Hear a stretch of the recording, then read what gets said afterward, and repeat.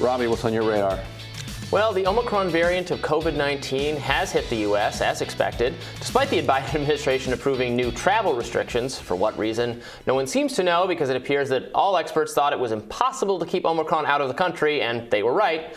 So far, we are seeing, thankfully, a strain that is quite infectious, but as infectious as Delta, if not more infectious, but we are not seeing evidence the disease is produced by Omicron is more severe than the previous strains, at least among vaccinated breakthrough infections.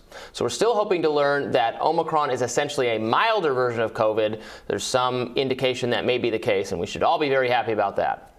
Over the weekend, Dr. Fauci appeared on cable news urging Americans to fight Omicron by getting vaccinated, and if already vaccinated, by getting booster shots.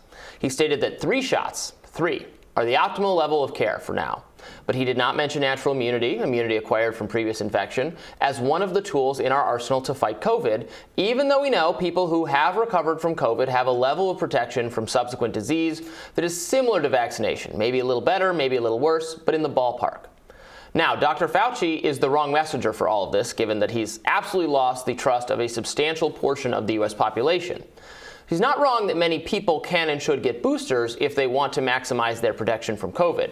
It should be your choice, of course, but it's a good choice. Fauci was on much shakier ground, though, when he talked about vaccines for kids. Let's watch. Fewer than 1 in 5 eligible children have received the vaccine so far. What's your message to reluctant parents? Well, my message to parents is, if your child is 5 years of age and older, please get them vaccinated. We need to protect the children. This idea that children are not vulnerable at all is not so, George.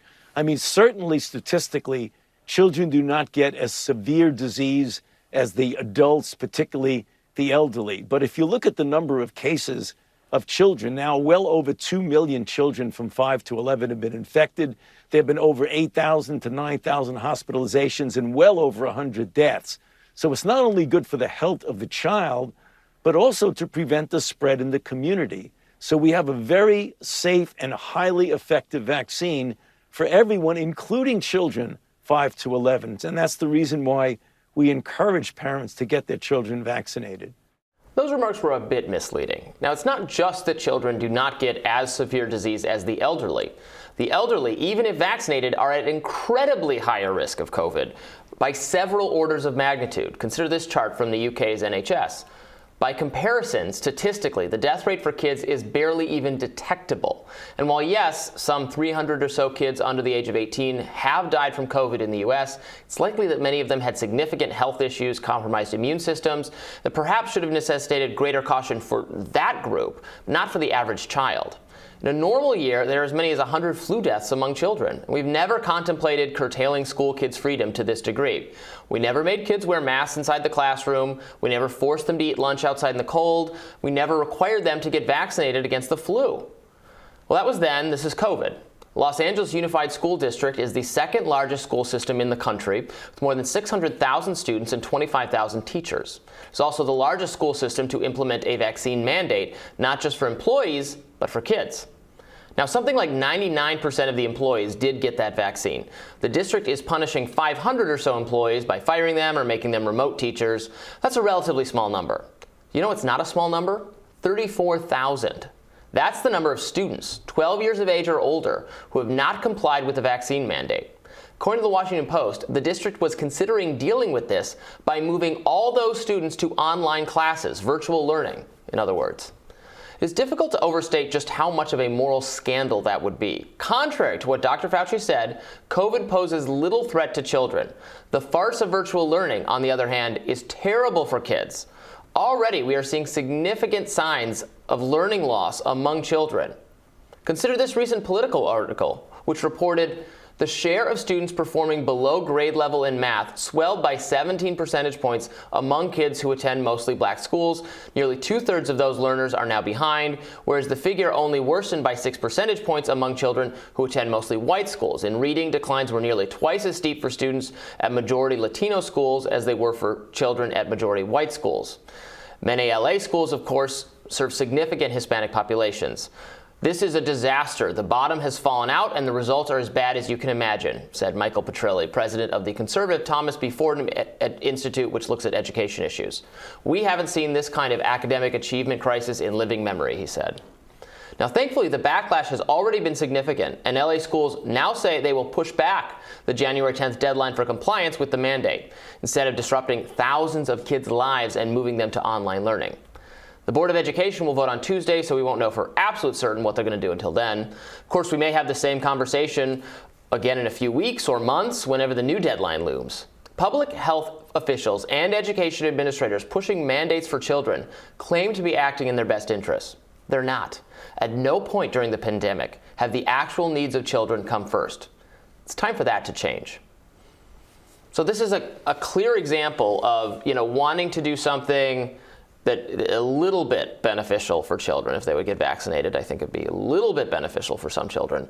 But if they don't do it, you're going to punish them with something that is much, much worse than they're behind it, falling behind in math, falling behind in reading. The state of California is doing everything it can to punish kids on various levels in terms of curriculum changes they want to make, everything else. But kids need to be in school.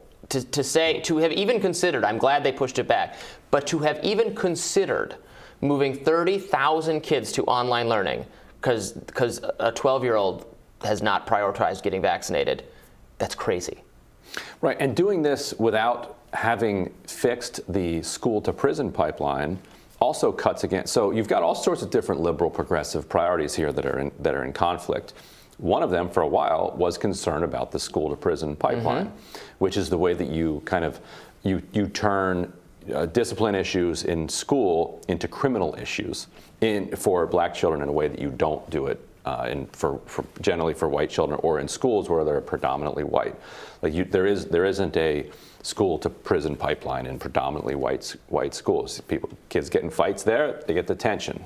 They get suspended. They get kicked off the lacrosse team or whatever, but they don't have a cop come in and funnel them into the system. And once you're in that system, that is a pipeline that's very hard to get out of before you wind up in the adult system.